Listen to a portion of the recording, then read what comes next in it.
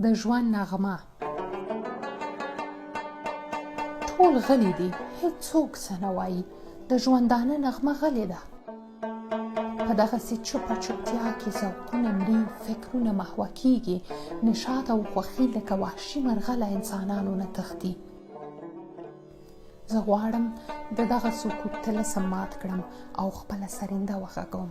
دا سرنده ما د عشق له هېواده او د بلبلو له کوره راوړې ده. زما د سرندې اواز ډېر خوږ دی. راشي کښېنئ، زما نغمې واورئ. زه نه غواړم آرزوګانې مړې او زړونه ساړه وي. زه د احساساتو او جذباتو د ویښولو لپاره راغلی یم. دغه ده، ما خپله سرنده راواخیسته او خپلې نغمې شروع کوم. دا څه وشول؟ له دې سرندې نه خو هیڅ آواز نه پورته کیږي. سرنده خو نه ده ماته، تارونه یې هم په ځای دي.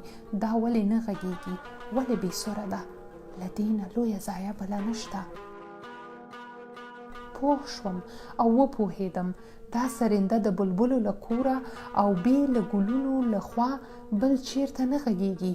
دا سرنده له عشق سره ارتباط لري او تارونه یې په هماغه مقام پورې تړلي دي.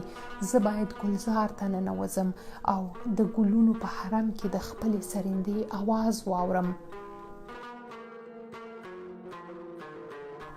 زه باید د نرګس سترګې، د غوټۍ خندا، د چندړو لښتې، د سنبلو پریشانه زلفې وګورم او د حسن په ګلزار کې خپله سرنده وغږوم.